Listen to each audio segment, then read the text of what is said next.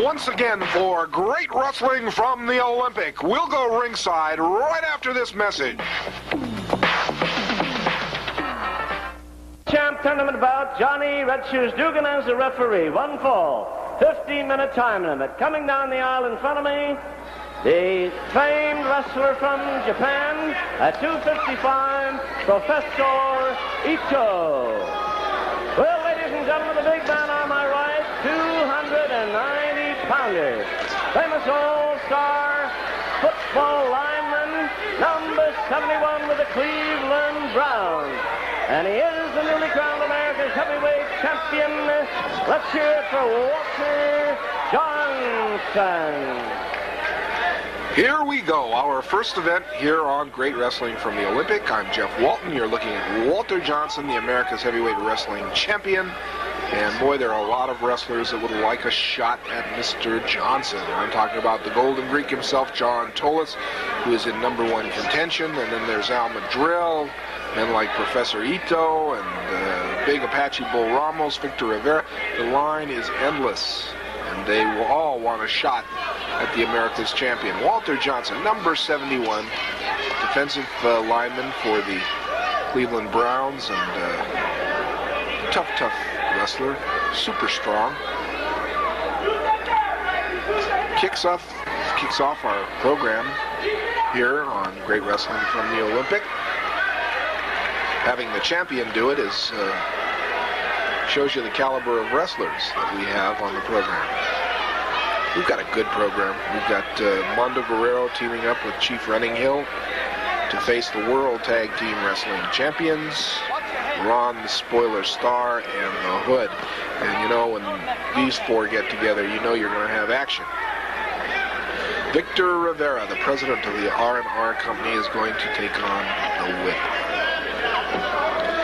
In the main event, we're going to see two new wrestlers on Great Wrestling from the Olympic. Rich Frisk and Steve Pardee as a tag team. These are two new boys. They're going against Carlos Mata and his team partner Al Madrill in the main event. So stand by for action and plenty of it right here on Great Wrestling from the Olympic. And this is our first event. Walter Johnson. Side headlock. There's that patented hold that Walter uses and loves so much. I like seeing him with that side headlock. He uses it very effectively. He says it's like holding a football. He loves to just hold that football and charge with it, you know. Does that with a headlock.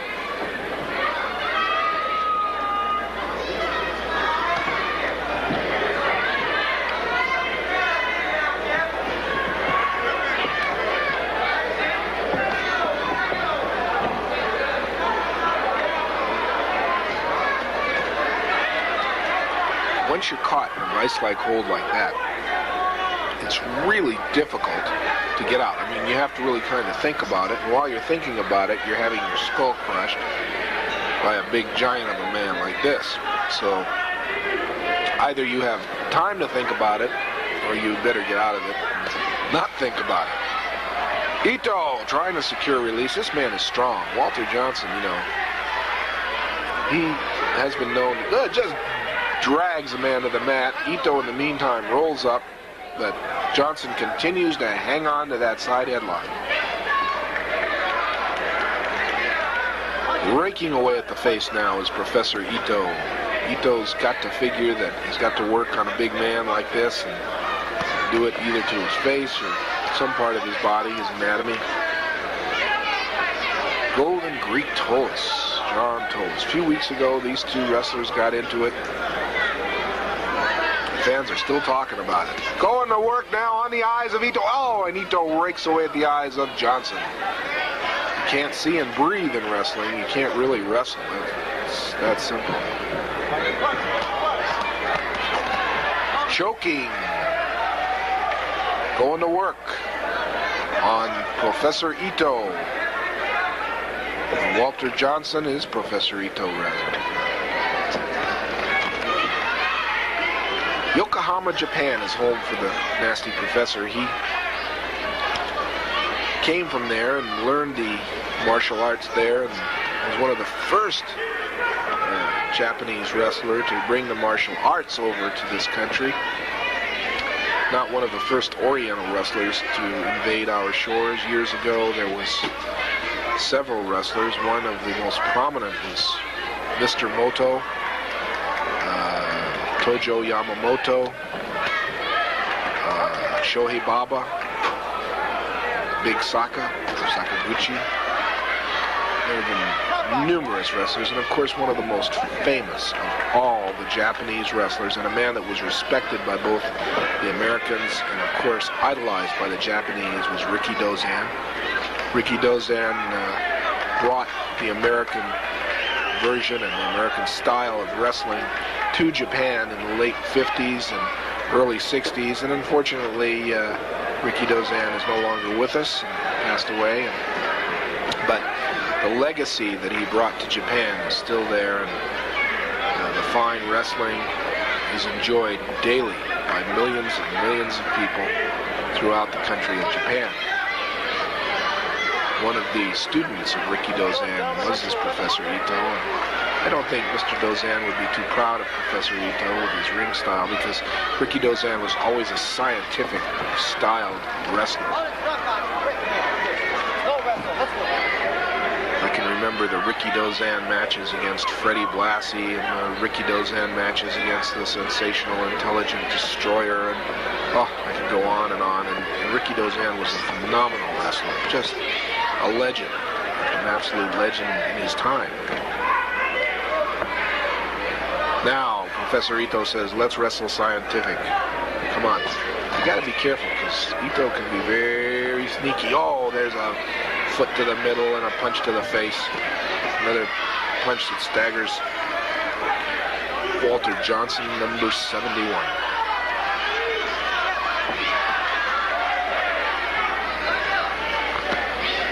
Ito, the mad professor of wrestling. That's what a lot of his opponents call him. That he's not all there. And as I've said before, he'll be down in the dressing room and he just stares at the wall as if there's something fascinating about a solid wall. Whoa! Johnson clubs Ito, and Ito goes out on the apron. Boy, I'll tell you, you don't start punching with big number 71. Walter, hit a couple of linemen a couple of times and sent them flying on the football, the gridiron field.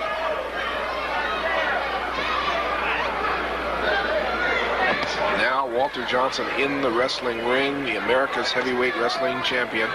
Red Shoes Dugan watching very carefully that Ito doesn't pull anything from his trunks or use some foreign object in any way or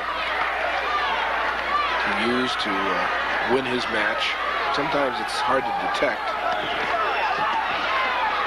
There's that brutal side headlock by Walter Johnson, and he just drags him down to the mat. How would you like to be dragged down to the mat by a 270-pound football player?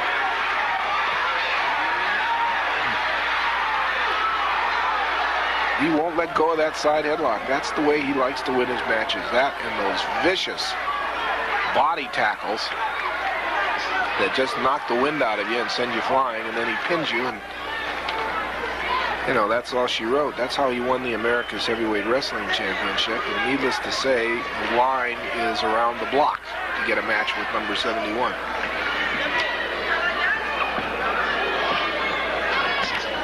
Walter's only been wrestling roughly about 2 years. I mean, that's very short length of time for a man to win a major wrestling title, as Walter has just recently done.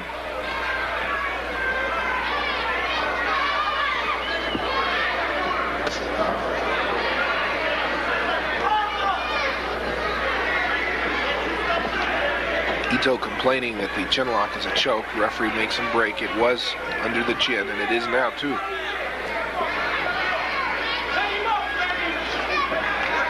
That's not to say that Johnson is doing that on purpose. It's just that the position of his arm is not on the chin. It's on the throat. And of course, when you're pulling back or pulling up, you're choking on that.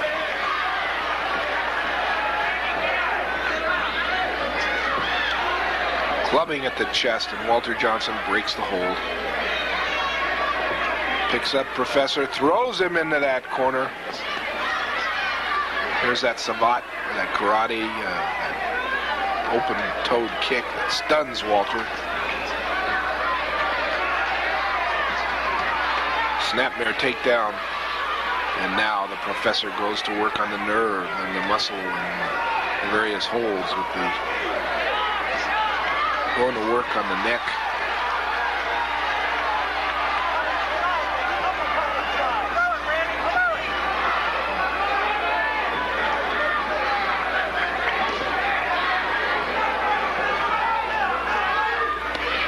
Okay, stop back. Ito, a very crafty wrestler. He's wrestled in all kinds of matches. One of the most dangerous of all kinds of matches is a strap or chain match, and he's been known to be very vicious in those kind of matches. He's had several of them. But he's very adept at wrestling, especially in the styles of wrestling. He's wrestled in Mexico, and he's wrestled, of course, in his country of Japan. He's wrestled in Canada. He's also going on a European tour very soon, I understand, throughout Germany and Europe and Africa and Asia and many countries. Professor Ito. Arm whip by Walter Johnson, and there's that big shoulder block and tackle that Johnson's known for. Boy, that's like a freight train hit you. Look at this. Here he comes. Boom! Down goes Ito. Can you imagine all that weight, 275 pounds, just running into you 2 or 3 times? Knee lifts by the Professor. Snapmare beals him right to the mat.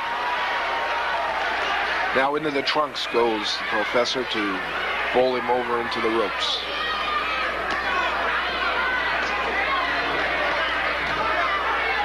Referee says you're in the ropes. Break. Physically taking Ito and pushing him off. Physically.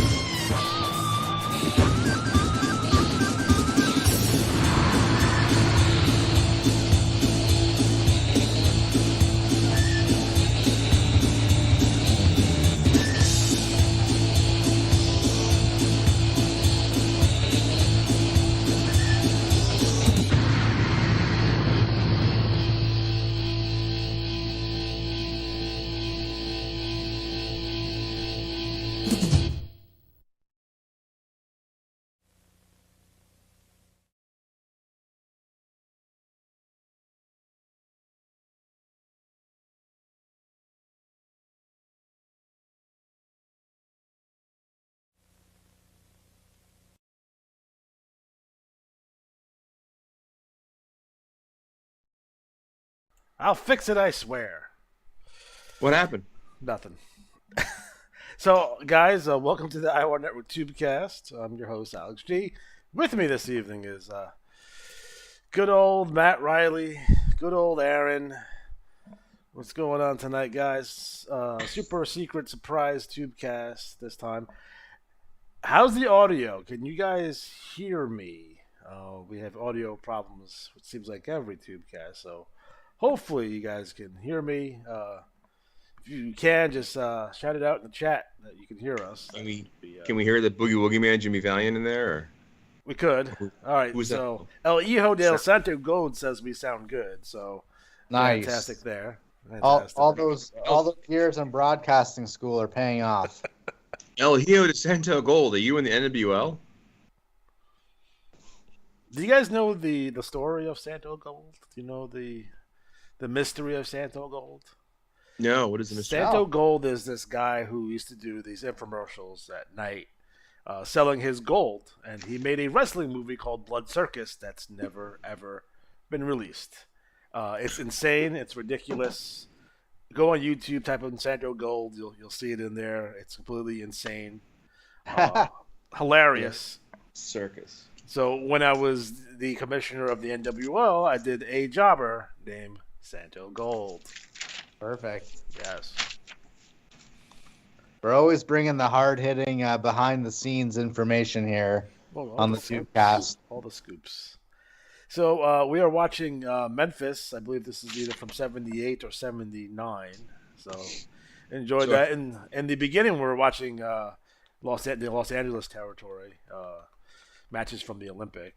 That match was way too long. I'm like, And also, we're watching Matt in his newly renovated office that he moved into. I thought it was a hot tub at first, but it's just me sitting at a birthday party table By yourself. by myself. Yeah.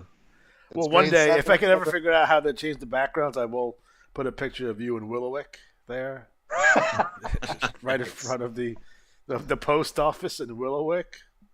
Well, you should know. I tried using AI to make a Willowick arena, and just gave me like some generic. Like everything was either like Sim Cities, or just overly like office building 4 stories was always 8 stories. It overdoes it. It overdoes it. I think Johnny B was probably ahead of the curve when it comes to all this AI stuff. So he probably put like a bunch of blocks in the algorithm, so you can't create an AI. Johnny B invented AI. I think I sent you the Johnny B picture I created. Yes. Yeah, that. I'm pretty sure that's pretty spot on. By the way, he doesn't have a neckerchief on though, and he's not in a smoking jacket, and No, he doesn't have his. This is diabolical evil Johnny B. So I just feel that he has a room with leather-bound books, and he smokes a cigar. In that room, with a smoking jacket, which I feel is something that needs to come back as a general deal. He's probably listening to classical music on like one of those big parlophone or whatever they call them, the big cone. That winds up. Yeah. Nice. Well, El Hio. All right. Well, I don't think I have a Q&A right now. I have a question for Johnny B. Oh boy. So as we know, there's a new championship belt. I believe they're giving away for the IWA World Championship. Is that correct? Yes. So I want to know kind of the history of kind of the marketing of the IWA Championship and the win a free belts kind of advertising, because to me that seemed pretty ingenious, because you figured, what year did they probably start that, do you think? Do you remember? The free belts? The free belt. Top of my head, I don't know. I'd say probably, oh boy, late 80s. I'd say like 88, 89 maybe. So to me, like, if you're like a 10-year-old and you're looking at this ad for the IWA, it says win a free belts, like, you're probably going to join up. And I would assume there was hundreds, maybe even thousands of kids who wanted that free belt really bad. Because at the time, you guys got to remember, now belts, you can get belts anywhere, right? So you can go buy belts, you can buy replica belts, you can buy super authentic belts from any belts throughout history. Like, you can get these done. Like, belts are a thing now. You talk to Mike Drake about that. Yeah. You talk about like 89, 88, 90, 91, 90. There's no belts out there.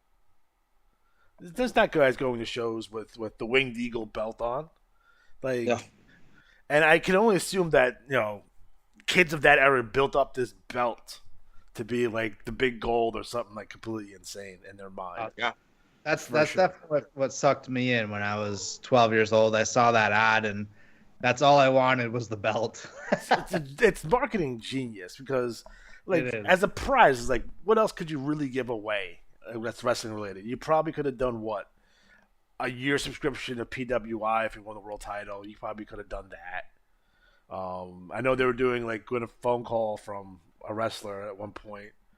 Could have done that. They could have done some free autographs, but that belt is huge because, especially at the time where belts weren't a thing like they are today. And I've got the latest PWI 500, and that's got the IWA ad right in the inside cover, and the big header is win a real belt. So I mean, it must still be a draw today.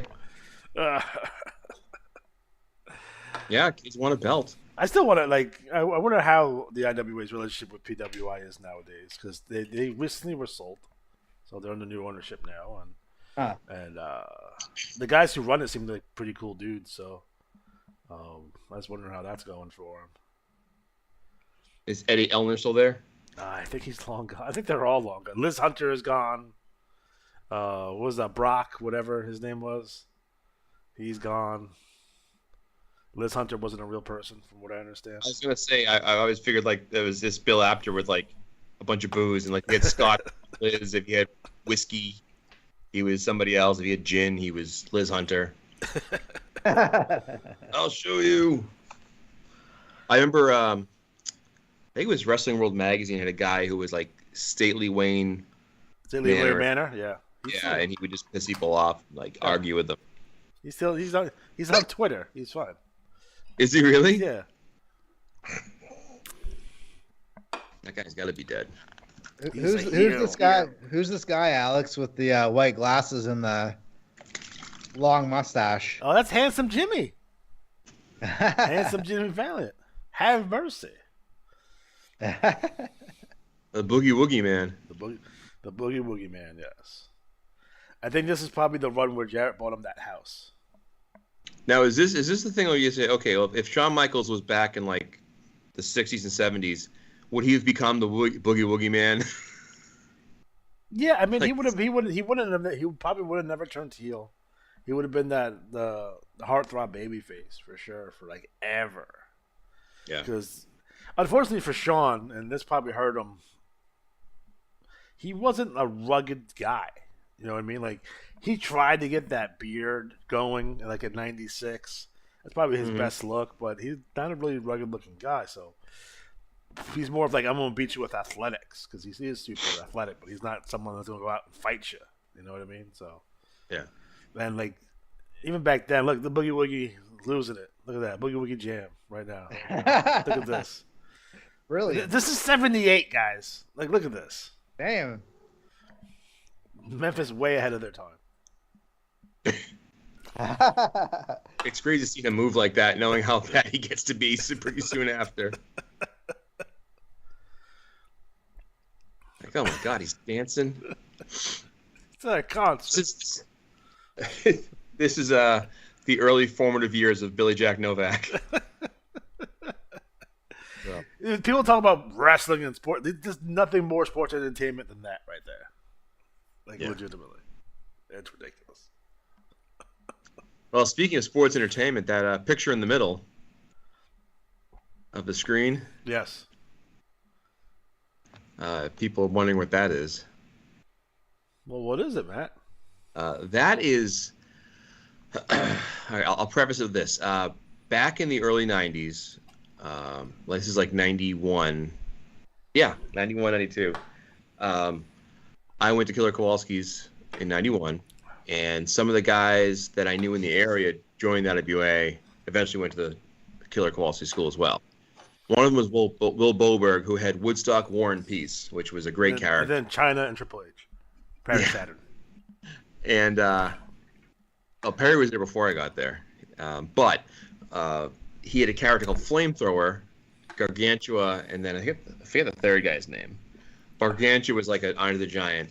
Flamethrower was just an arsonist, and this guy called Hotshot Sean Diamond came to the league and like called him out because back when I started really getting the BRL going, I wrote to all these different players and was like, "Hey, I'm trying to get the league going. Can you at least send like one of your top stars, like the guy you love to write for, to the BRL?"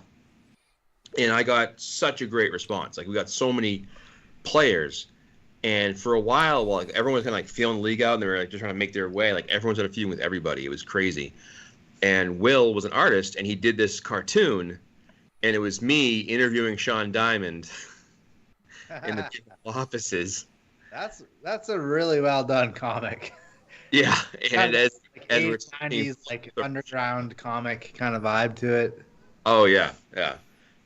He did this a couple of times, but this is the one I still have a copy of. And he just flamethrower shows up and starts burning down the whole building because Hot Touch on Diamond's like calling him out. And it was funny because like you think about it, here's a guy whose character is getting put over as a bad psycho, but he spends the first 4 panels building up the guy he's fighting against, So it's pretty clever. And of course, there's dorky me there with my leather jacket and mullet.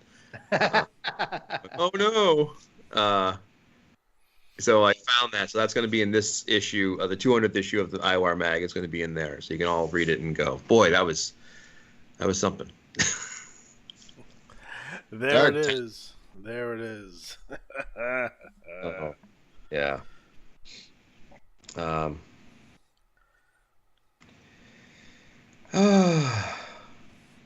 So this episode, we're going to be taking a look at Trash Talks. We're going to be recapping some TT here. Oh boy, we haven't done that in quite a while. So I guess we'll start off with the BRL, Matt. So it's what's going down in the BRL?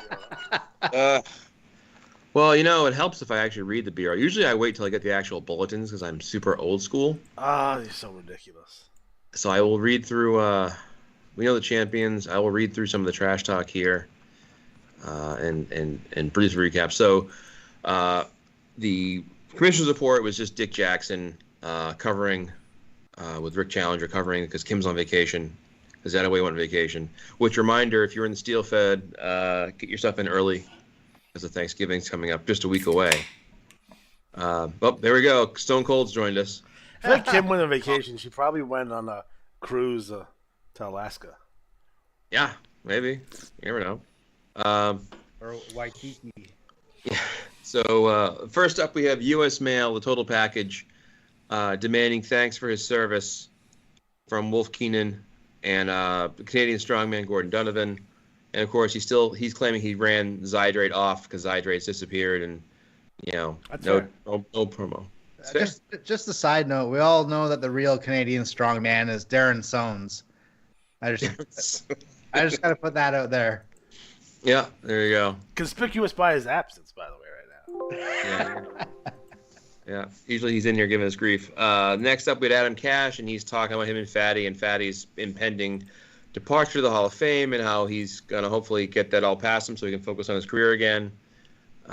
Calls out the league, kind of saying, back in the old days, people actually called out the top guys, and now they're afraid to. We got Monster Truck Tanaka talking about Pain and Destruction, and of course teasing Greg Garner because that's what he does. Because if you missed it,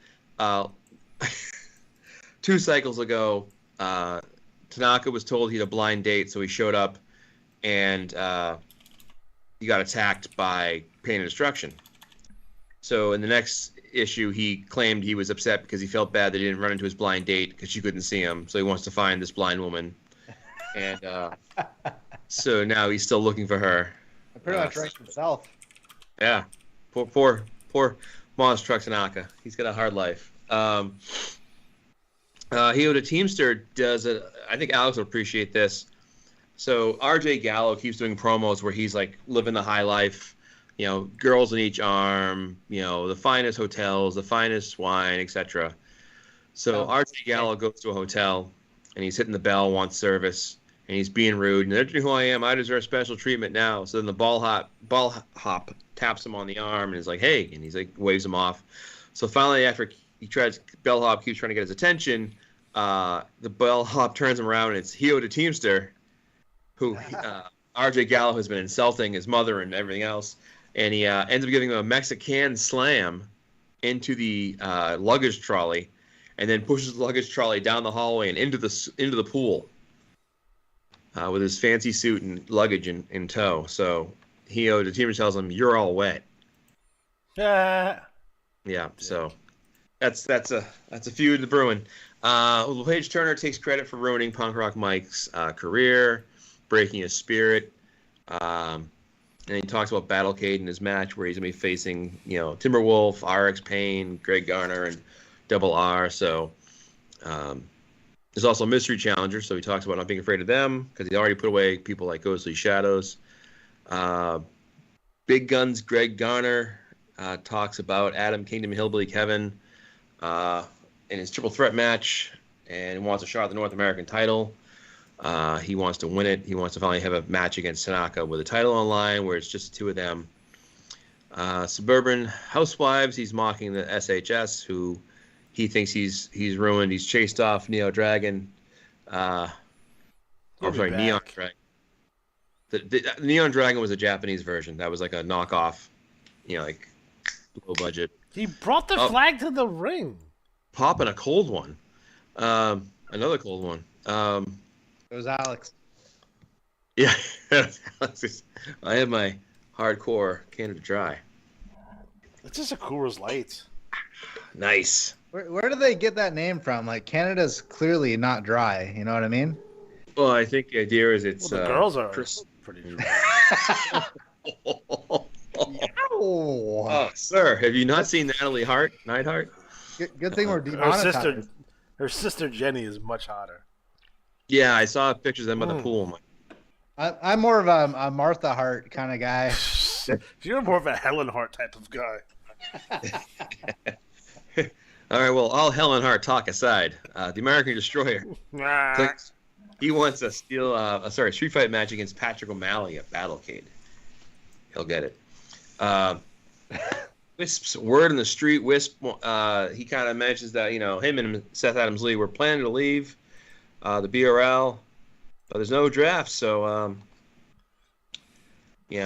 he wants a bigger shot. So they've got he's got some options open, but he's a valuable member of the team in the league, so hopefully he'll stick around. But I don't know for sure what's going to happen. There's rumors going on. Then, of course, Scary Clown Wrestling promo. Somebody got AI to work, and they have some promos here. And I like the best is that the first one, I believe, is a French into English. Brevet de Bordeaux. That's a Canadian guy, obviously.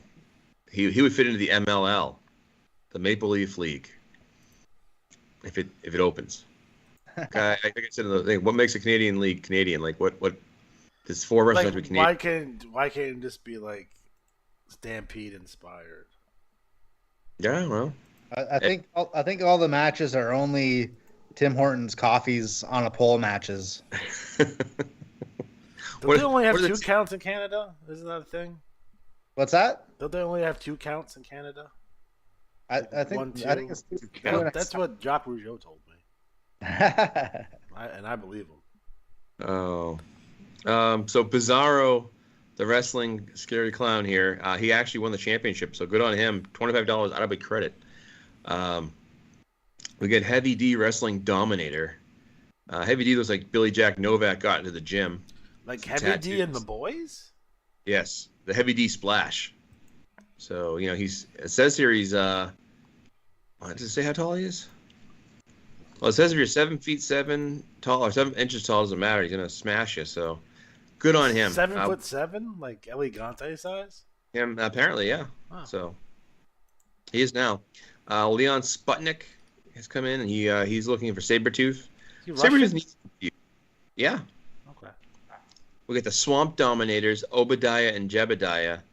One is all jacked, and one is fat and not. He looks like Otis if he just kept eating.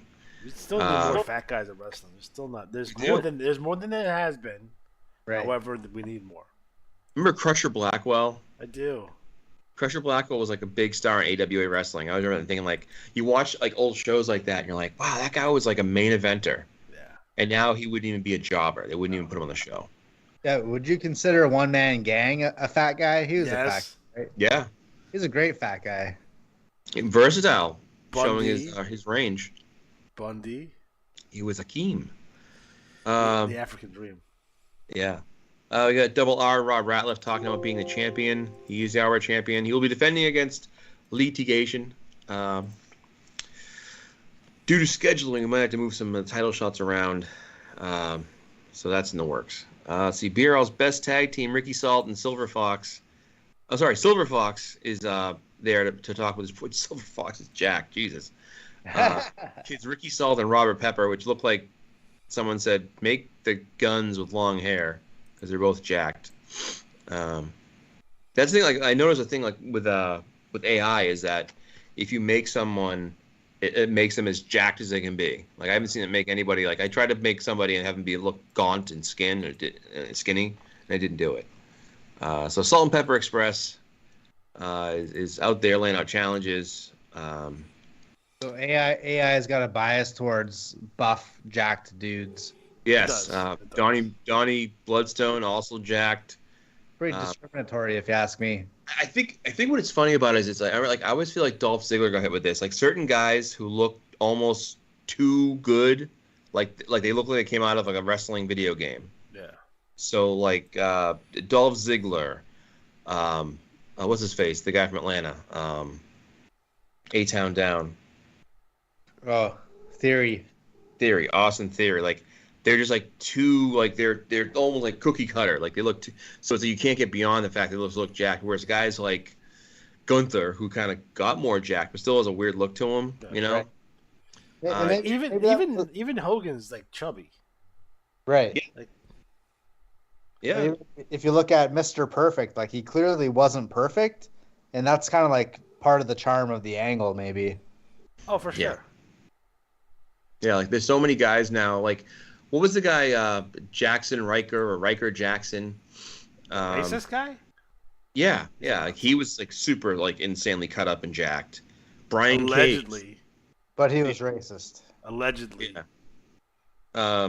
But Brian Cage also like jacked and insanely. You know, like Right. there's certain guys that just look too like, holy crap. I mean, like Pac. Remember? Yeah. Right. What was his name in WWE? Neville. X-Pac? Neville. Yeah, X-Pac, yeah.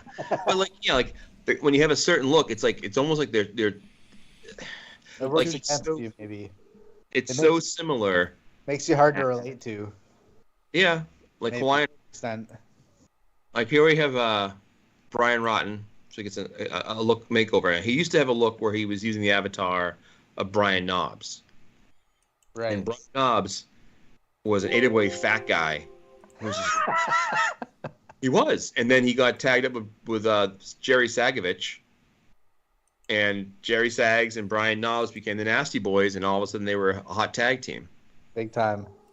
And I remember they were like fighting the Rockers or somebody. They won the championships. And it was They like, beat the Hart Foundation. was that who it was? Yeah. Like I remember like WrestleMania them, 7. like they like, were suddenly good, and like I'm thinking like, how did this happen? These guys were They like had one really like they had like almost a 5-star match with the Steiner brothers on Halloween Havoc, and then WWE was like, we need to have these guys." Yeah, And that was still the best match they ever had. yeah. That was a good time to Oh, do they it. had a help. They have a. There's a match where it's Kevin Sullivan and Cactus Jack versus the Nasty Boys in WCW. Phenomenal match. Yeah, I'm just I'm looking at Matthew Van Slaughter looks like he like came off like a Hasbro assembly line, like muscles upon muscles. Yeah. And it's good look too. Like look at the El Rey Scorpion and El Barbero. So you get very, very good. Now what I wonder though is, because I've noticed I try to do images, is do you have a way of saving that image and then using that image in different scenarios? So like you don't have to like recreate, like, because I Yes. feel like I can't recreate the same image. Yes. Yeah, it's hard to recreate the same one, I feel You like. can upload a photo though. That's Oh, great. really? Yeah, that's a thing. You can do that. Oh, and we got a message from Outlaw Ace and Eights, one of my favorite wrestlers in WTL. He's calling out Double R Ratliff because he's got a title shot against him soon, maybe real soon. We get a message from sensational RJ Gallo. He's in New Orleans at a premium suite. He wants to personally deport El Hio's family back to Mexico. Is the Teamster from Mexico? He seems like he'd be His from. mother's Mexican. His Oh. father is an American wrestler. But there's been hints that it's not the Teamster. The Teamster kind of looks like Don Canoodle. Yes, he's supposed to. The Teamster was always based off Don Kernodle. So, But again, Teamster is also jacked. I mean, it's a thing where it's like, you know, the wrestling engines, like you can make somebody in W that like is sloppy, like Senor Lucha is pudgy. Yeah. You know, that's part of the funniness of him being a sex symbol is he's a pudgy, middle-aged Mexican luchador. Royal Family of Doom's talking about their title shots between Timberwolf and Wolf, having shots at different titles. They're excited about it. You know, lots of people have shots at the Iwar world title. It seems like there might need to be a fatal 4-way. I might have to do something to kind of remedy that because I'm trying to like the schedule for next year. I was laying it out and I was like, boy, I got to figure this out because I have to delay WrestleRama because what I do is I go Battlecade's always the last issue of the year, so it's like I go to Holiday and work my way back, and you know that's how we'll get there. We'll get that later. We get a Battlecade ladder match preview here, contract signing. Do you want to touch on that? Yeah, well, I mean, Stevie Vertigo won the Last Blood Battle Royal at Autumn Anarchy, so he gets a shot at Agent 26, the newly crowned BRL Global Champion who defeated Neo Dragon at Autumn Anarchy. And basically, so Agent 26 is coming down for the contract signing, but who other than Dixon Ticonderoga jumps him from behind? Dixon is in cahoots with Stevie Vertigo now. There's going to be a cage match planned for later in the show.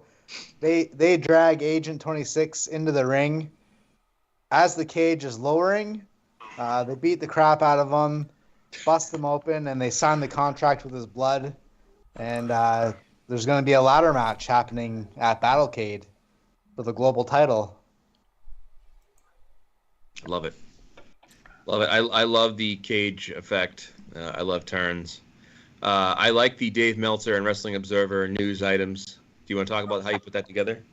Yeah, so I can't remember which games it was. Maybe it was Wrestling Empire, but they sometimes include like behind the scenes bits like this guy was arrested for a DUI or this guy is in trouble or has heat backstage. So I found this like cell phone mock-up app or the cell phone mock-up, and I basically copy and paste people's posts from Twitter and kind of modify it myself to make it seem like they're talking about, you know, BRL or NWL. And yeah, it's been kind of fun to add that extra layer to some of my TTs.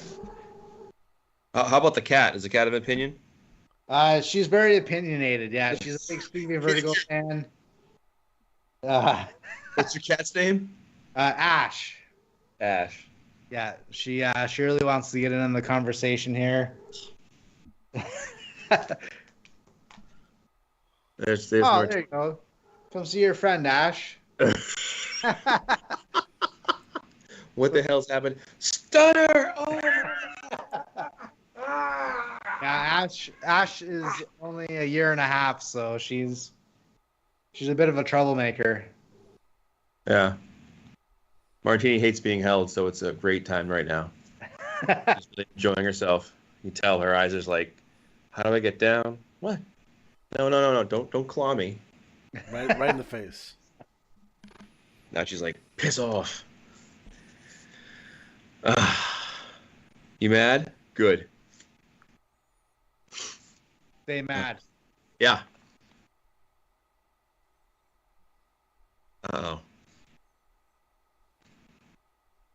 What was that? Miss it? And you can go to hell. Oh, okay. What happened?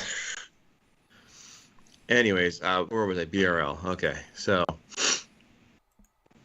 let's see here. SHS. We have Agent 26 talking up his defense, hoping not to be a one and done. He wants to set his own record. Of course, Punk Rock Mike is kind of quiet, but he's gonna show Flashy Jack, you know, what for, and earn a spot in the Royal Rumble. There's some tension there between Agent 26 and Punk Rock Mike, because Punk Rock Mike wants Globey back. We have Mark Justice and he's mocking Church Laughingstock. He's been taunting him, and it's going to get settled at Battlecade, hopefully. But one moves on, one stays behind. But I don't know, making Church Laughingstock really angry is not the best thing to do. Let's see here. We have Flashy Jack calling out Punk Rock Mike, kind of really just ripping him apart, talking about how he's nothing without the title, and he's going to show him. And basically, Flashy Jack sees this match against Punk Rock Mike. It's his kind of like gateway back into the main event picture again.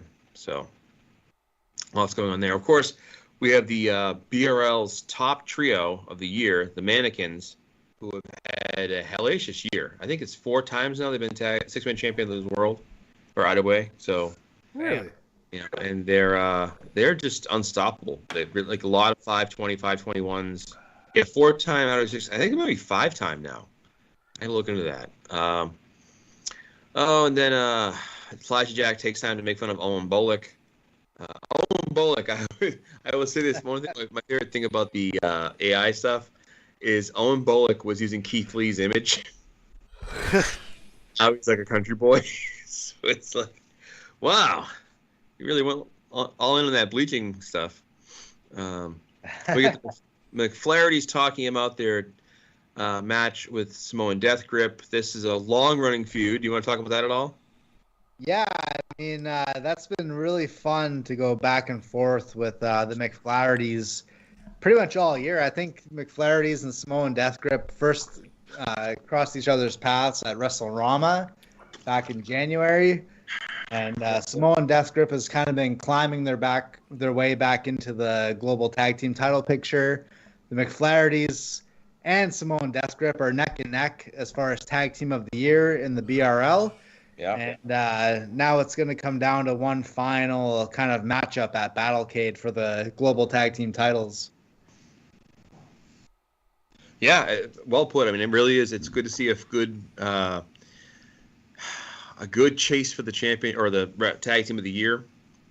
Because don't forget, the tag team of the year for the Iwar earns a shot at the Iwar tag champs. So there's that hanging in the balance too. So the first step is to become the league tag champs or tag team of the year.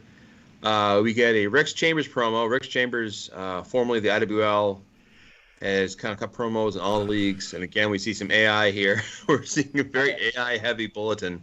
I thought that was Owen Bullock when you were talking about that. You're like, he's getting really heavily into the bleaching. I'm like, No, that would be heavy. that is true. This is someone else. Yeah, Rex Chambers, yeah. So, I believe, if I remember correctly, he's going to WTL, but I could be wrong. It could happen. There's a lot going on. Oh, I'm excited. He's not excited. My cat! My cat! Oh my god! Oh my god! Cat! Damn it. She's not happy. I dig that. What? Oh. Good. I know, you're pissed. All right, you get a treat. You get a treat for getting mangled. How's that?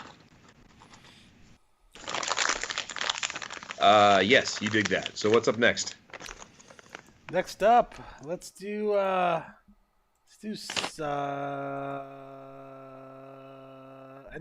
Let's do NWL next. Good. What's going down in the NWL? Well, there's always lots going on in the NWL. We just finished up our Collision Course pay-per-view, which was a smashing success. The ratings were off the charts. We've got a new Young Lions champion in Greg E. Money. Ooh. We've got this big feud building up between Johnny B, who's the commissioner of the NWL, and then his kids, Mac O'Brien and Donnie B. And nice. So, at the end of Collision Course, they set up this big Survivor Series match at the next pay-per-view, which is going to be Battleground at the end of the year in a couple of cycles. And yeah, I think that pretty much gets you up to speed as far as what's happening in the NWL. As far as the TT, first off, we've got Greggy Money, the newly crowned Young Lions champion. He's kind of making waves in the New Wave League. He's a brash young newcomer in the league. He's pretty much just standing up there. He's talking about winning the Young Lions championship. He also won the league championship, and he made it to the finals of the All Rookie Cup, which I'll talk about in a few moments. But Greggy Money is riding high in the NWL. He's got a new stable as well called New Money Inc., which is comprised of Sarah B. Money and also Thomas T.D. Banks as well. So look out for New Money Inc. They're going to be making a splash in the NWL coming up. They actually sneak attack Johnny B's son, Mac, in this TT. So I have a feeling that Mac might have some repercussions for that. And then, so that's pretty much Greggy Money. Look out for him. He's going to be an up-and-comer in the NWL and in the Iwar in general, I feel like, coming up. And it's going to be exciting, too, to have another female wrestler in the league. It sounds like Sarah B. Money is going to be challenging Rachel Yamazaki, the current Lioness champion, as well at Battleground. So there are going to be some movers and shakers coming up here in the NWL. Up next, we've got Die Schroeder Brüders, which I believe translates to the Schroeder Brothers in English. But we've got Heinrich and we've got Ludwig.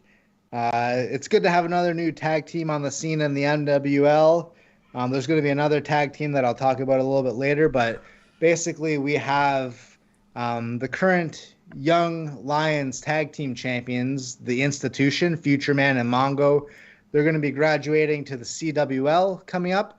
So I'm hearing from some of the dirt sheets, I think even Dave Meltzer reported that Young Lions tag team titles are going to be becoming vacant coming up. So it's possible that Die Schroeder Brüders will be challenging for those titles at Battleground. But they have beef with everyone from Greggy Money to Krakatoa and Chester Manning. So we'll have to see if they live up to their word coming up in the NWL. Up next, we've got Double D Christoph, who is really making a name for himself in the NWL. In this TT, he's taking letters from fans. They're asking him why he wears a monocle. And he says that he had an incident at a family barbecue when he was little, and he got some zesty Italian dressing in his eye. And the doctor recommended that he wears the monocle. He didn't question the doctor's advice, and he's been wearing a monocle ever since. And then another fan asks, is he completely hairless except for his mutton chops? Double D Christoph says that he is, in fact, completely hairless, except for his mutton chops. He got his mutton chops from his mother, who is of German descent.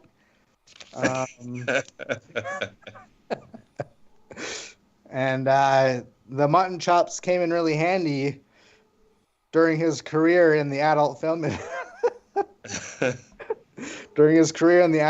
industry when he was known as Harry Pork Cheeks. Nice. I mentioned earlier this big Survivor Series match coming up at Battleground at the end of the year. He's not happy, and this is going to be a bit of a theme through some of these TTs. Double D Christoph isn't happy about being on Team Johnny B, but he's willing to put his dislike of being on teams aside in order to win the $10,000 in iCash and to help Johnny B retain ownership of the NWL. Nice. Up next, we've got Chester the Convict Manning. He's been actually taking a page out of Billy Jack Novak's book recently and dropping some freestyles for his TTs lately. But this time he gets a little bit more serious. And he wants to clear the air a little bit. You see, Chester the Convict Manning has done some hard time in his life. I think from a young age he was incarcerated, and he wants everyone to know that he's innocent.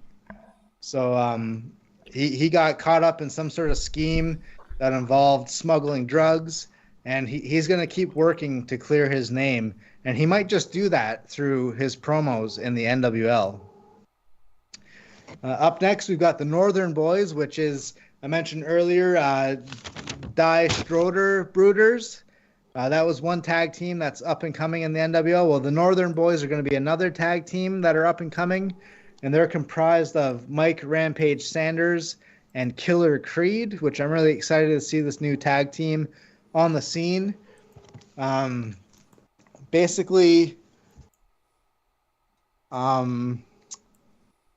So they have beef with Krakatoa as well. They're also unhappy being on Team Johnny B from the sounds of it. So, I mean, there might be some friction happening already on Team Johnny B. We'll have to see how that plays out. But they also don't like Doug McMaster. And, you know, it could be possible that Killer Creed is the fifth member of the Team Johnny B at Battleground. Up next, we've got Krakatoa. Krakatoa challenges Double D Christoph to a street fight at Battleground. And I think one of the commissioners, whether it's Johnny B or his kids, Mac and Donnie B, they're going to be happy to make that happen, which will be pretty exciting to see coming up. Then we've got, of course, the Yamazaki Corporation. They've been a very dominant stable in the NWO. I think they've won upwards of 6 Rookie Brawl titles to date. Yeah. And they're still going to be around until cycle, I think, number 213, which is going to be in 4 or 5 cycles. So they still have some time to climb the ladder in the NWL history books. In this promo, it's Rachel Yamazaki and one of the more dominant wrestlers in the NWL, Tsuyoshi Mazoku. Rachel is the Lioness champion. Mazoku is the X1 champion. But in this promo, Rachel does all the talking, as she usually does. And she says that she'd be glad to take on the newly arrived Sarah B. Money from New Money Inc. at Battleground. So I think we'll have that match happening for the Lioness title. And I've also been hearing some rumblings that Mazoku might vacate the NWL X1 championship, which was a stipulation put in quite a while ago, I think, by Commissioner Dick Jackson when he was commissioner of the NWL. And it was Mick Ferrari, I think, who held at the time, which was the NWL Hardcore Championship. And a stipulation was put in place where you could give up that title for a shot at the Young Lions Championship. So I think that might be happening with Mazoku. I can't confirm or deny at this point, but we'll have to see how that shakes down. Yamazaki Corporation had a third member, the infamous Grey Wolf Doug McMaster, and he has been appointed as head trainer of the NWL recently, and he's basically found himself on the outskirts with the Yamazaki Corporation. But he's going to be on Team Johnny B for the upcoming Battleground pay-per-view in the Survivor Series main event, and he basically says that he's ready to put his team through the paces. His team consists of Greg E. Money and AJ Hammer, amongst others. And he's going to put his team through the paces and get ready to win that match and make sure that Johnny B remains as the commissioner of the NWL. He also wants to regain the Rookie Brawl Championship and the NWL League Championship. And as I said, the Yamazaki Corporation have just, I'd say they've borderline dominated the NWL in 2023.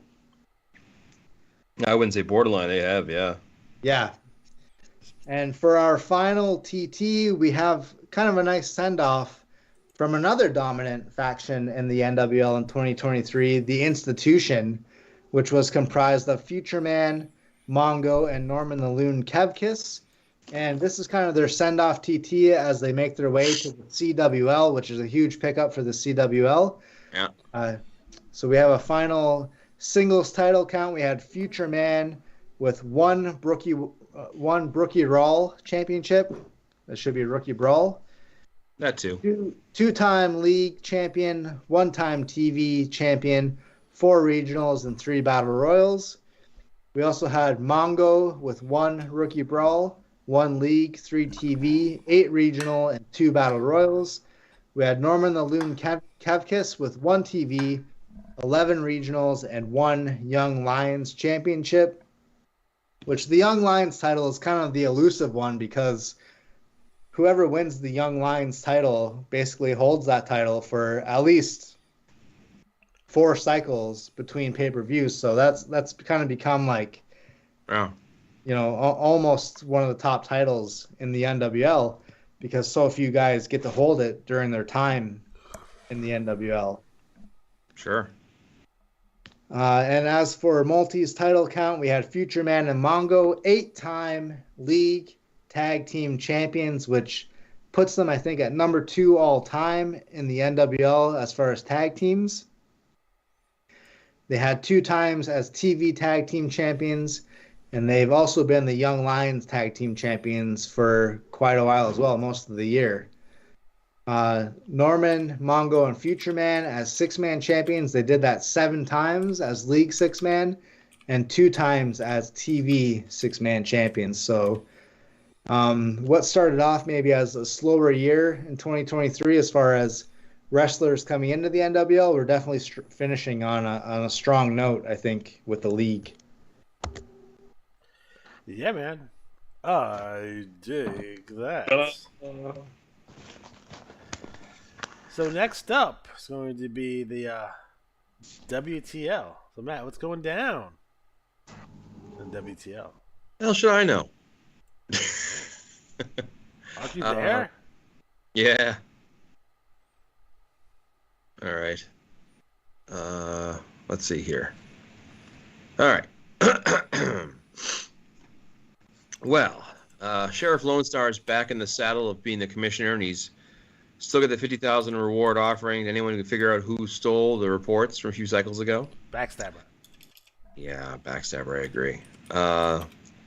Still wants to know what's hiding inside Lance Pants, his Madam Scandals, rumor mill.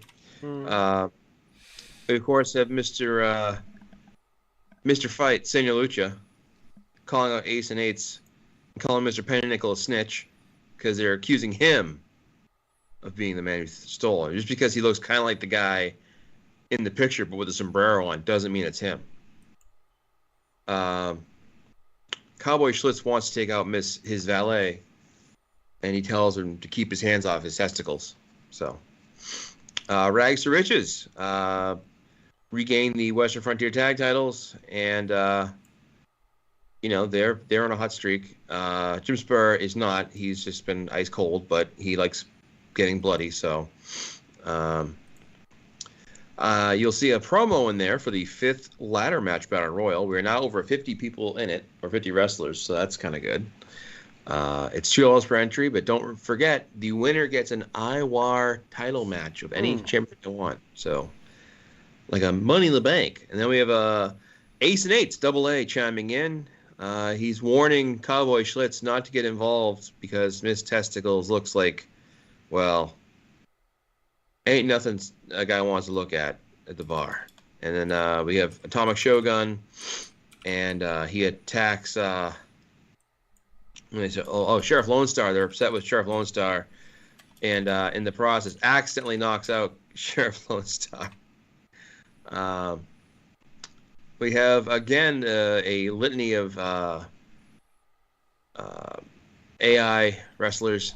Nice. So it's some this guy's got a dark mask on, a little bit of a different look. Halloween Jack. So we have Mo Heathcliff, who's super jacked. He looks like one of those guys in those ESPN things you watch at 1 a.m. The guy's throwing a barrel over the wall. Yes, that strongman contest. remember going like after Home Depot, we go out to this one bar, and there would almost always be like that thing playing on the TV in the background, like no one's paying attention. You look up and it'd be this guy like throwing a barrel or throwing a log or throwing something. So we have Maximus Hightower, who has a big blue and purple haircut, also jacked. He's calling out any villain bold enough to step in the ring with him. It's tough. It's a good promo for him. The Jamaican sensations, Jahari and Zephyr. So they look right out of the. I want to say, is there a basketball or a volleyball they're holding there? So they're the ex-volleyball players. Who knows? But looks like a pumpkin. A pumpkin could be. Yeah, they're super jacked. They look like the guys just walk off the Denver Broncos, team bus. But they're calling out people. A lot of challenges, and I always say, it's good to challenge people, but sometimes it's better just to go out and attack them because some guys just never respond. And a direct attack or a direct insult. I've always used U.S. Mail or like LePage Turner to like brutally insult somebody in a way like they just can't ignore it. It's like you say something that's so awful, they've got to acknowledge it. Sometimes it takes some time too. I've noticed in the BRL, like I've been there for, I guess, almost 2 years now, and you just kind of gotta keep at it. And things are materializing now after a little while, which is kind of nice. Yep. We got Zebediah Bogtrotter, a deep, rugged voice. He's jacked and wears a vest and has a beard with a white or like a little line in the middle. So, again, jacked and is not doing him justice. We got Teenage Rage, Maxwell Clark, who is, I would say, if he's a teenager, he's got to eat a sandwich because he's super, super ripped. He looks like he hasn't a drop of water or a Twinkie in a long time. So he is, again, daring anyone to face him. I think it's good to throw it a wide net, but you're better off naming names. If you just kind of go, oh, you guys bad guys out here, you good guys. Some guys don't think themselves as good guys or bad guys. And one thing I think a lot of people have been doing as well is like highlighting the names of the people that you're calling out, which kind of makes it, easy, quick reference to see who's involved in the TTs. Right. So another thing too is for dastardly fellows. So the clowns of horror, Zeepo, Beepo, and Meepo, they go after Death Row, Shackles, Shanks, and Cell Block. And you say, well, why are they doing that? Well, that's because Senya Lucha said, hey, if you do this, I'll reward you handsomely. And that's what they're going to do. And that's a fun way of like, Lucha had a beef with Zanroar. Zanroar had a connection with Death Row.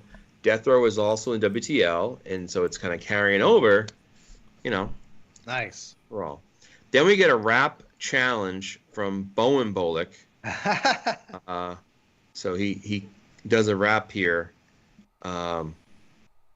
If this was not AI, I am blown away because it's very, very well done. Rhymes and everything else. But it's page 24 on the WTL. So if you're looking for a rapping hero, there you go. We get Rex Chambers now in another cowboy hat, but like a red, white, and blue motif. I believe he's headed there, so he's calling out some people. Then we get Mr. Pennynickel, not Mr. Penny Money or Money Penny. I call him the Snitch. That's what Lucha would call him, Snitch. So he's counting his money, but he's wanting to regain some titles. And then we have the Red Scorpion, which comes out of the Big Bad Bob School of TT. Oh, no. What do you mean? Well, he claims he should be the WTL champion. He would have won, except for the fact he said he's better than Roman Reigns. He beat the Roman Reigns fan in the world, Senya Lucha. Is he? Yeah. No. Stop. He says, I don't like to beat up senior citizens, but he's a Roman Reigns fan, and I'm the real tribal chief. Jim Spur, he got attacked last time by Jim Spur. Okay. So he says, Spur, you attacked the wrong person. It wasn't me. It was actually Roman Reigns under a mask. What? You couldn't tell the difference because you're drunk. Get help. 866. let's hold on. I'm gonna look this up. As I was curious about this. Seems legit. Is it a real number? 866-210. 1303, and that is the number 4 drug addiction hotline. All right, that makes me happy because it tells me that whoever Red Scorpion is just playing an aloof character, but he's there, so that's good. So yay, Red Scorpion. Red Scorpion is doing the like Red Scorpion pose. Okay. So now Red Scorpion, was he the guy who was like, get over here? No, that was just Scorpion. Oh, Yeah. so I think it's a Scorpion, but it's not the get over here guy. Okay. Yeah. All right. And then that's the rest. That's the trash talk and WTL. All right, man. I think that. You do that. So that's gonna be your choice. What do you want to do? BWL, CWL, IWL? I'll do BWL. Okay. Where we have a new Iwar Women's Champion, Aria Gunpowder, on the cover.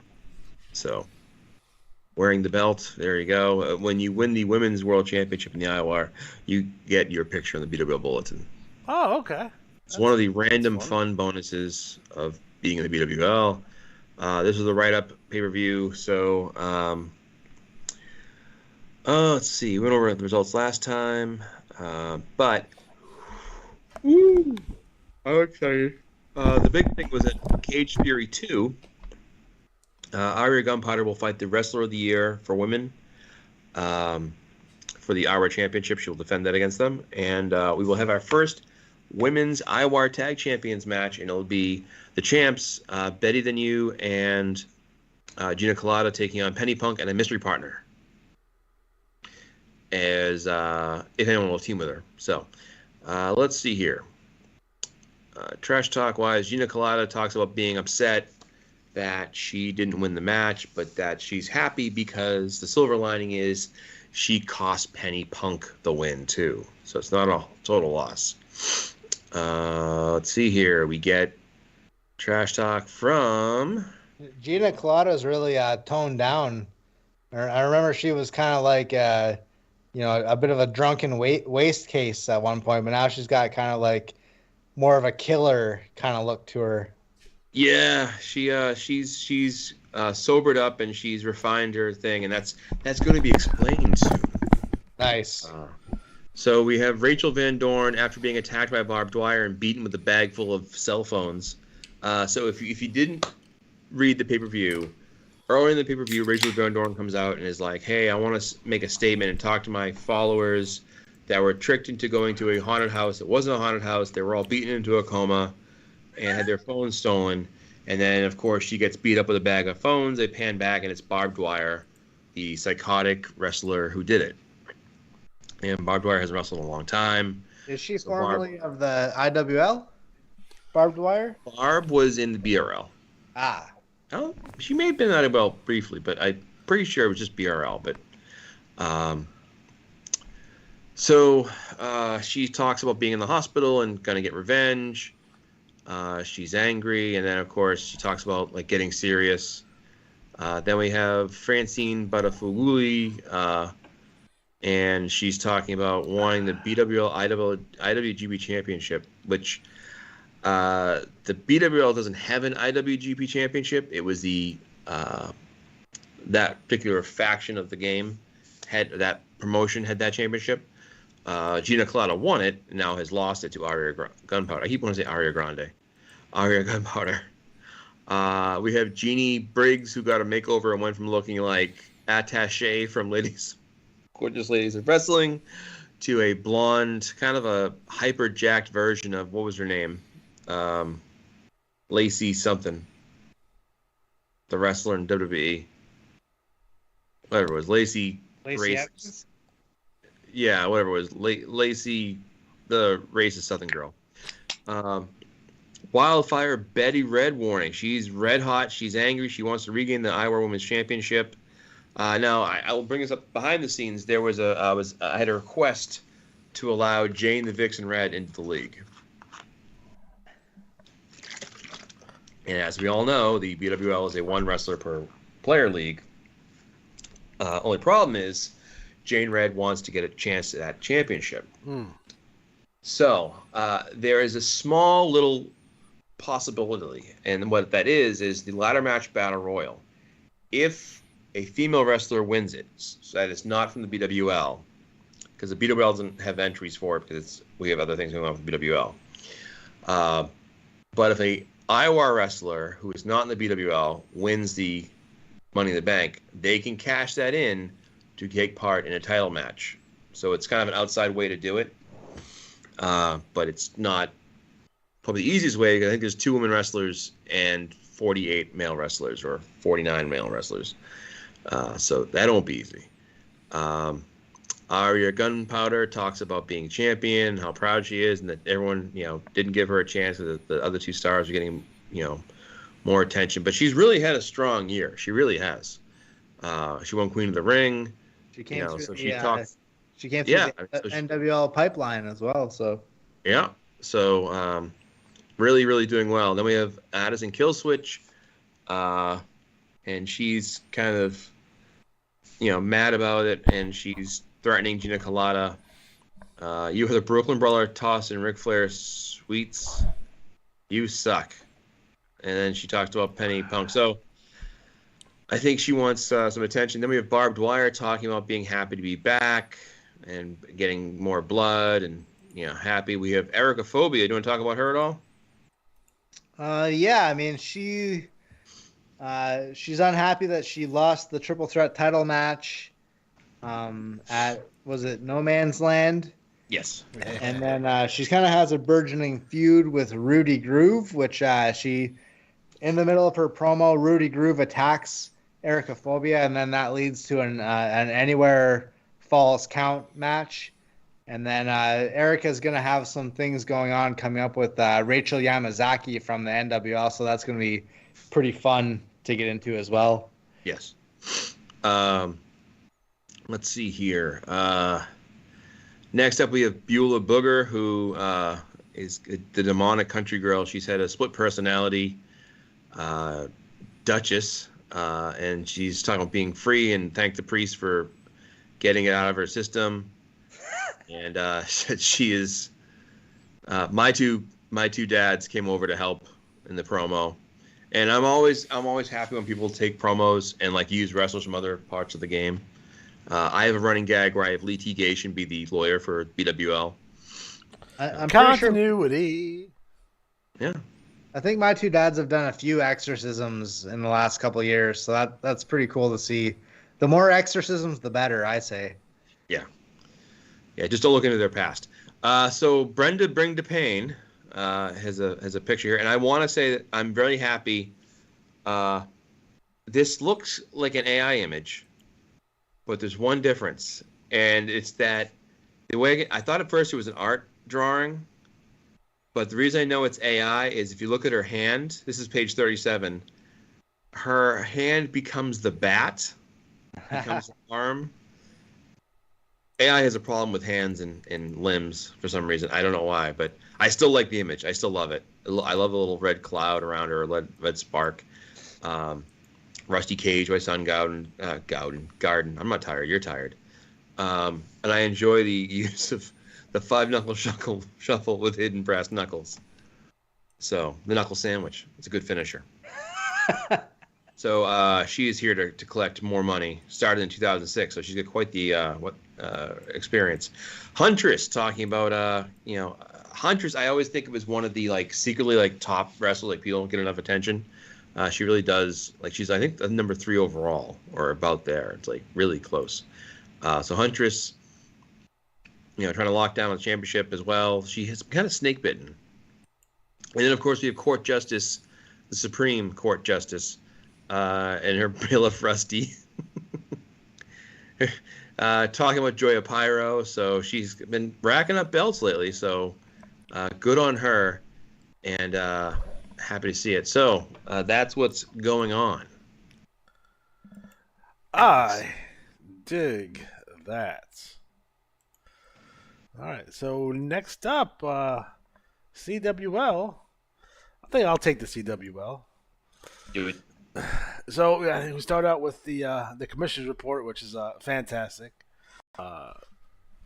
Magazine style, which I personally have an affinity for, of course. We go right into 0 Hour, so this is the pay-per-view write-up, which not knowing anything that's going on in the league currently, looks really good in terms of the quality of the write-up. It's a good size. It's not too long. It's not too short. It's right where it's supposed to be. Seeing my good friend and my personal longtime friend, Samantha Soley, in the league, so it's good to see her once again. But again, this has the CWL Blaze, so if you need any of this TT recapped, it will be in next issues, the next issue of the Blaze. So just keep that in mind. So for any commissioner out there or aspiring commissioners, perhaps you want to do something to recap what you're doing. It's an easy way to just kind of know what's going on in the league, especially if someone is coming into the league for the first time, or if you don't really want to read everyone's TT, this will give you a kind of a snapshot of what's going on, so you can follow along appropriately. Moving on, we got Big Bad Bob here with his UW pay-per-view. How many UW pay-per-views have there been? Is this like a weekly show? Like, what is this? Like, what's it's every time. Every time it's a UW pay-per-view, huh? Yeah. Oof. Goldberg music starts, of course. So, do we think this is legit? Like, this guy's out of his mind, or he's like he's playing? Like, I don't like. Because again, we go back to these TTs that I talk about. Just like, what's going on here? He's got some heat for sure. So like. So it's like he's got some backstage heat. So like Pam Rose, is she even a commentator for this, or is that a character he created? What it looks like. I don't know. According to the organizational chart of the CWL, looks like it's a character that he created. Your video stopped, by the way. My video stopped. Oh. There's no video running. Okay. Just so you know. Thank you. A nice picture though. My man can draw a hell of a tarantula though. That's nice. I'll give him credit on that for sure. So it seems like to me that Ravishing Rick Chambers is heading into the CWL. So lies. Cool. Wait. I thought he was heading to the WTL. He said WTL, but you never know. Well, Let's see Lucha lie. He's spreading that seed. Well.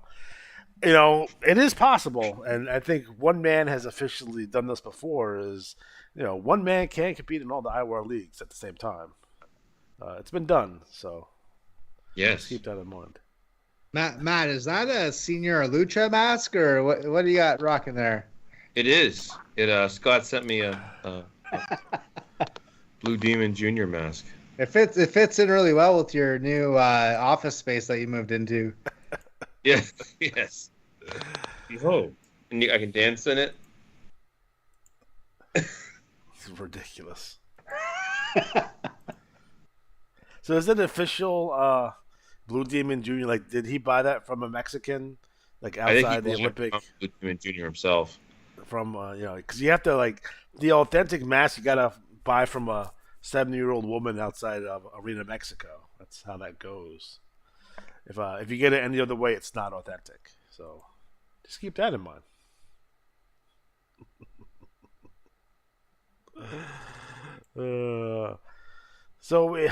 Matt, we have all your stuff here. I see that Barry USA Stevens is in the CWL now.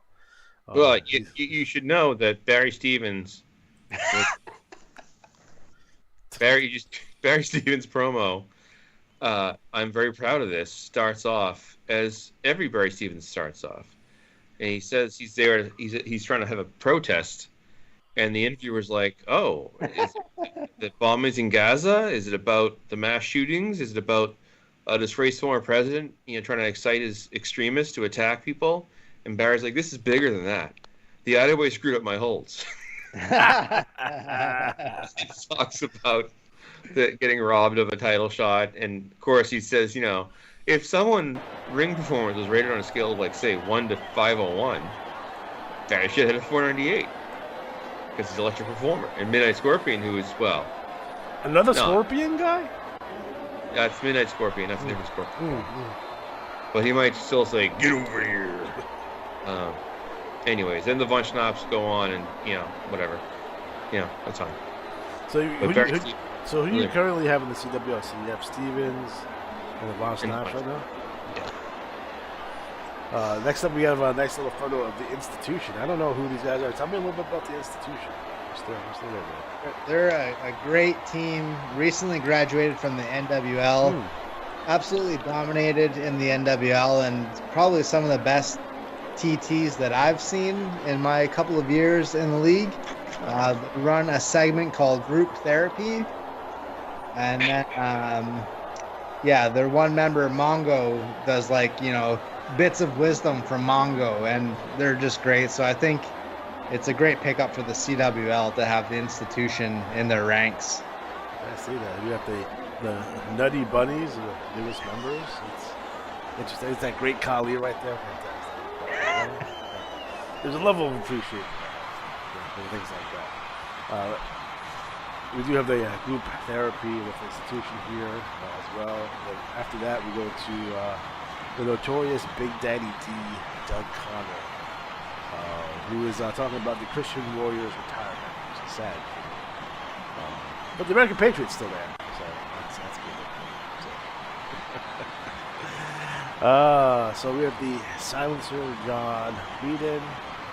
Barry Stevens can kiss his ass. So good to know. Glad to see that Barry Stevens is still getting the level of heat that he deserves. So who is this? This is the Royal Family of Doom.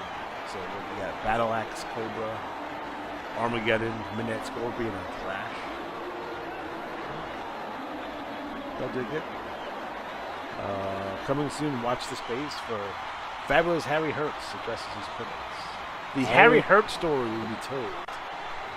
Damn. Sounds like a promo on it. Another NWL graduate. Okay. So CWL is loading up with the graduates this year.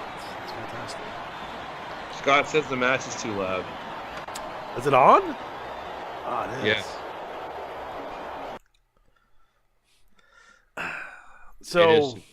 So thanks, Scott.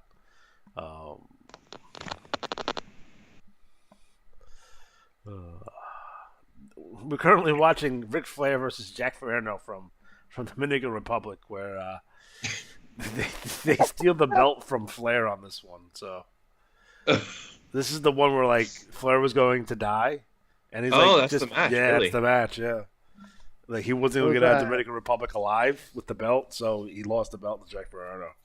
Nice. Those turnbuckles aren't looking very padded. No, not at all. They're just rocks.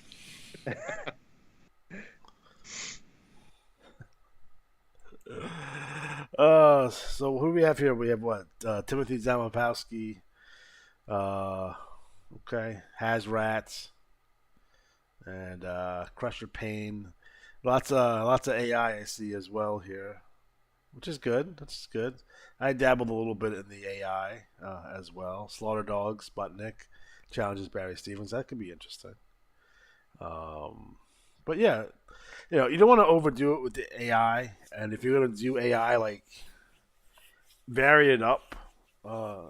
There's different ways to do it, so you don't have to do it the same way all the time. It can be hard. I mean, it's not easy to get. And it was a quality photo, so they did a good job with that. Because you mess around with AI, you can get some wild stuff out there. You know what I mean? Some really goofy stuff. So, for those of you who got it under control, man, nice job. We have the One Man Scandal, which is a hell of a nickname, by the way. Corey Workman. It looks like he's calling out Barry Stevens, Nature Boy Phil Anders. That's good stuff. American Patriots.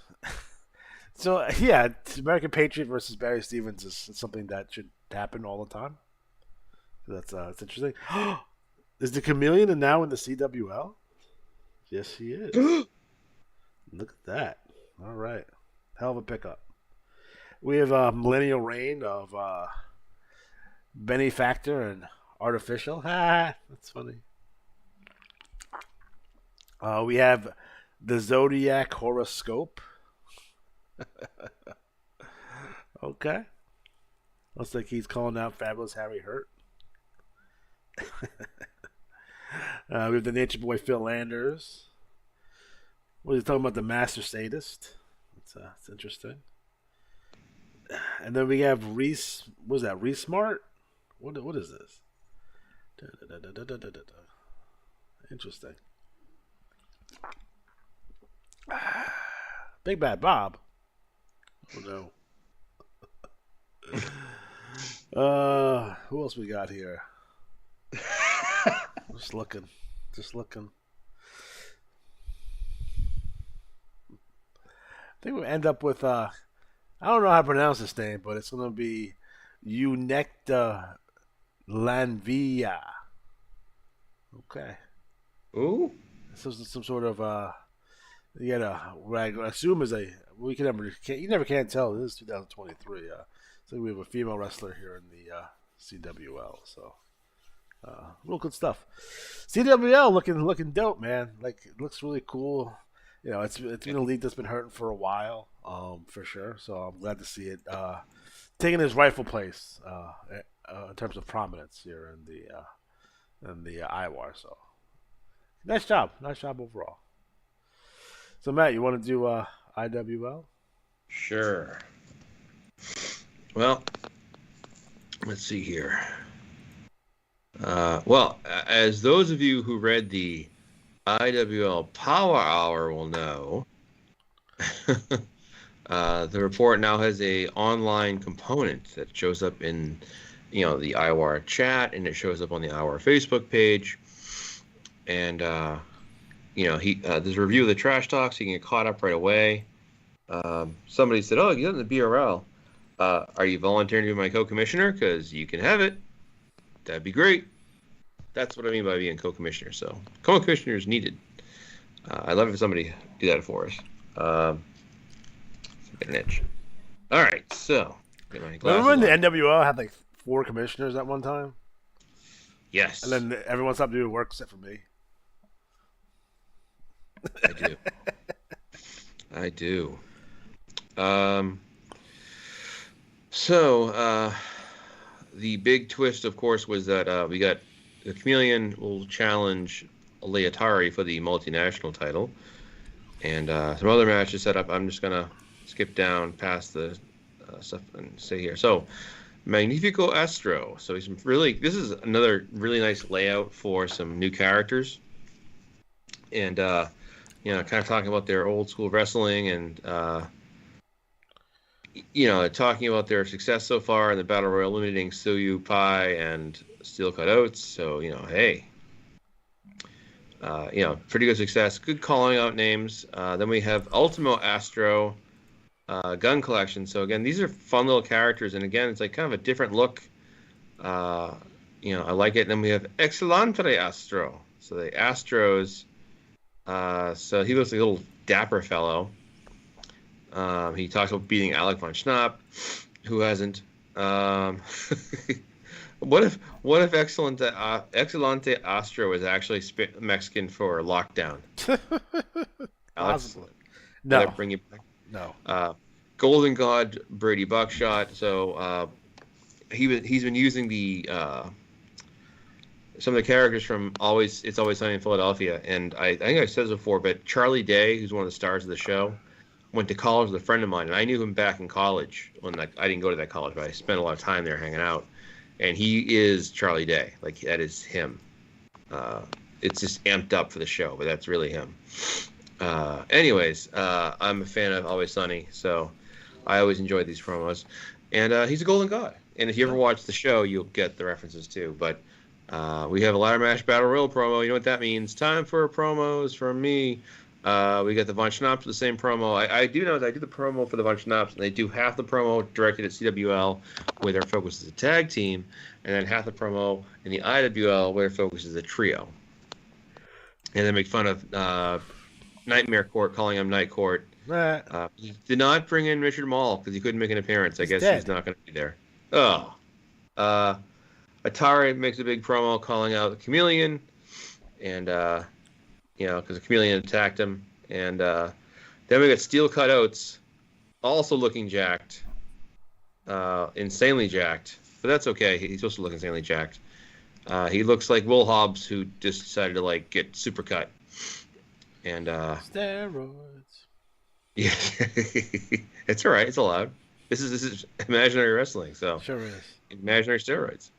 But he really recounts his success and how he's had a really good year. He doesn't need anybody else. He can win on his own, and so he's coming for the title. He wants to be IWL World Champion. He wants it all, and he wants Steve Vertigo too. So who knows what's going to happen? Will there be an interleague feud between Steve Vertigo and Steel Cut Oates? Could be. We get the Nightmares from afar. Oh boy. Masahiro Ito, Rosalita Voronov, and Ezio Esposito, which the Nightmares are the Dixon champs, so good for them. We have Wrestling Babyface Challenges Grabowski. Matthew. Wrestling. I think I'm misreading this. Hold on. Okay, so I'm not sure. Oh! I'm going to pronounce his name wrong. Nemanja Bogtrotter. So we know the Bogtrotter. This is the dark-haired Bogtrotter family part. So he calls up Matthew Grabowski. Okay, I got that now. Cool. Yeah, exactly. We have Grammar Police cutting up people's mistakes they made, what nouns they use. Quick but important promo. And then we have the Wrecking Ball, Christopher Destruction, and Kenneth Oblivion, who look like guys who just fell off the Bears weekend truck from P-Town. Good for them. So they are talking. They're one of the top tag teams of all time at IWL, by the way. If you didn't know that, they're Who's like this? I think Christopher Destruction and Kenneth Oblivion. Yeah. Yeah, sneaky good. And then of course we have Dangerous. Johnny WrestleFest, who's again super cut and built up. Dangerous. He's a dangerous man. Yeah, he's also sneaky good. He's sneaky good tournament good. He wins a lot of tournaments or gets in big events. We get the lunatic Matthew Grabowski, who's looks kind of startlingly like what's his name from BRL, but the nasty rotten critter guy, but it's not the same guy. So he's getting booed because he's a psychopath and he's not being nice. Then we had Jonathan Annihilation, who kind of has a weird vest on, like it ran out of fabric, but that's okay. We get, Firebird John Satterfield, who went from looking like Aquaman to now he looks like a red-haired Aquaman, so a little different, little fiery hair. He's looking for, oh my eyes, he's looking to regain his form. He was really top of the championship for a while, and now he's kind of fallen, so he's looking to get back in the picture. Then we get the Chameleon, who's, talking about how he did this, that, and the other thing, and now he's going to take the title. He addresses the clown Boink. Boink the Clown? Boink the Clown, which I have implied he's a former adult performer. That's fair. But that's fair. I dig it. That would be a good name. And then we got a promo from Boink himself, and he's making fun of the Tastemaker and the Great Sukiyaki and other people. And Boink the Child Entertainer is his full name. He's causing trouble. So we get Big Bad Bob Harris, and he is still causing problems. He wants to brag about winning the San Fran belt, and he's got the Tastemaker, and we got My Two Dads, and they're talking about the tag belts and wanting more and a lot of competition. They really are marked men. Father Arturo Bartolo is not only half of the Iowa World Tag Champs with Father Conrad, but Father Arturo Bartolo is also the Revolution Champion. So, bullseye on his shoulders. Michigan Border Patrol, they're talking about the hardcore holiday with Nightmare Court, and it's I gotta take this off. The shirt too. This mask is super itchy. It's like a cloth right on my nose. So they're talking about, facing people and trying to really reestablish. Michigan Border Patrol was really hot early on in the year, but so was Death Leopard or Death Leprechaun. Death Leopard. Yeah. And now it's kind of between the Michigan Border Patrol and the Von Schnapps, because I know there's a rumor that Jonathan Waslewski's coming back, so hopefully he will. It might not be till the new year, so that could be a case. But that's the IWL right now. I'm rushing because I didn't really read it yet, but that's what happens. Surprise! There you go. And we got everything, right? That's everything. All right. I dig that. I dig it. I dig it. And there's Flair still fighting his buddy. Kind of want to talk through until we get to this finish. To be honest, I feel bad showing 3/4 of this match. How far of the match is it? I have no idea. It can't be that long. It can't be much longer, to be honest. Yeah, Flair's. They're both busted wide open at this point. Yeah. Ah, God! Ah, God! It's always fun when you're at like a softball game with coworkers. You just pretend to be Ric Flair. Who's this though?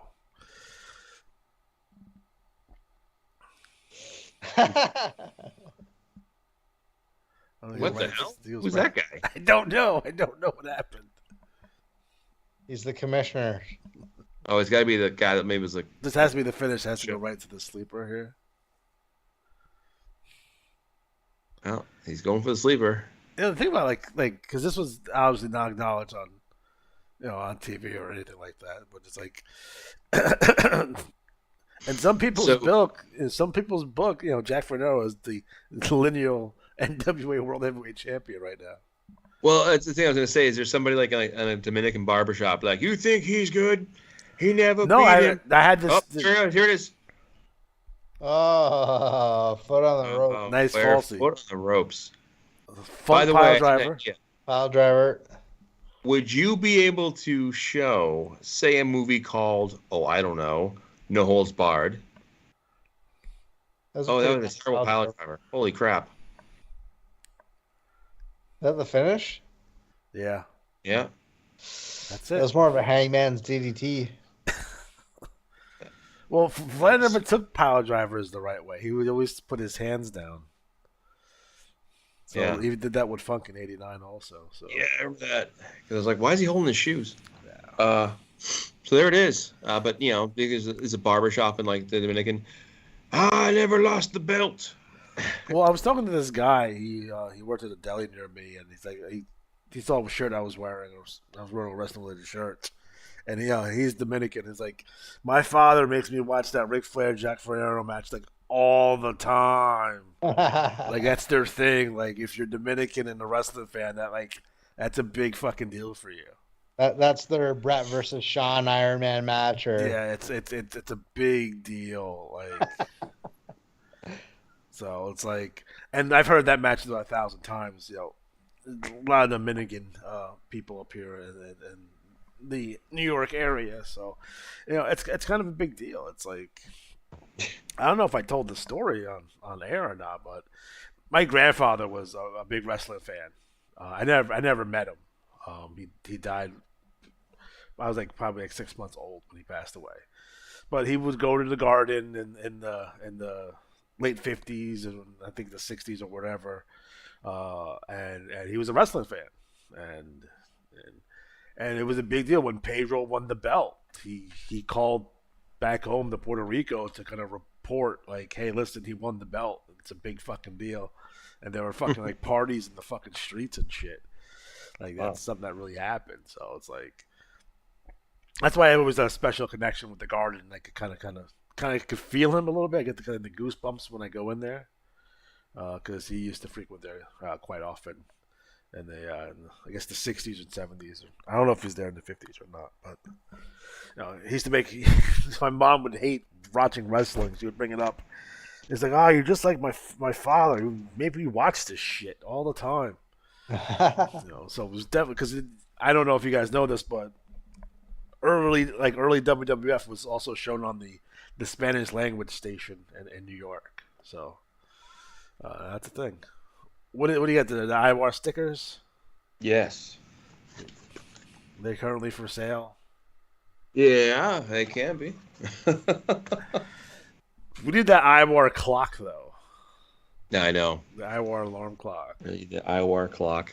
I just want to mention too, if you're listening to this and you've made it this far, don't forget to vote on the Iwar Achievement Awards, like to nominate people and to vote or nominate people for the 200th awards. A lot of people chiming in. It's going to be happening soon, so turn it around and get it up to me as fast as possible. Hey guys, you might I might do a Iwar Tubecast Hall of Fame with interesting folks that we've talked about on the Tubecast. Some members may include Backstabber, Lockdown, Ghetto Master Jr., Big the Bob Chameleon. Now, the Chameleon got a lot of love early on. Like we were big Chameleon fans for a while. Yeah. Still are for sure. But yeah, I may do a Iwar Network Tubecast Hall of Fame. Oh, by the way, I found out that my boss at work actually has a bidet. So I told him that I had to go and try it at his house, and he looked at me funny, but he's like, "Okay." So if I ever get to use the bidet at his house, I will let you guys know. I'll report back to you. Yeah, you have to give us a report. We went heavy into the bidet stuff early on too. Like it was bidet, it was the man wipes. I'm talking about that. The bidet attachment is a weapon in the upcoming Imaginemania for the Iwar. Which we'll take as a Johnny B nod to the Tubecast. So Yep. Do what we can to win that. I have a question for Johnny B. Is like, what was his first impressions of the Tubecast the first time he heard it? Was he like, "Oh my God, these guys are idiots," or like, what was his what was his first thoughts? Is like, I want to sue somebody. Like,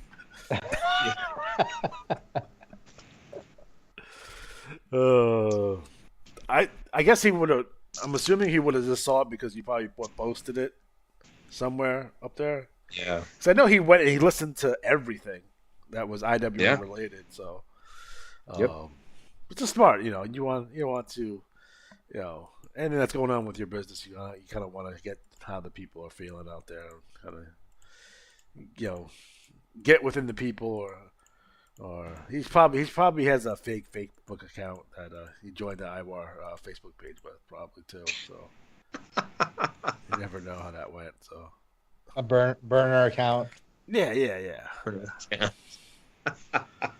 Nice. Well, we locked down the Facebook page pretty quickly though.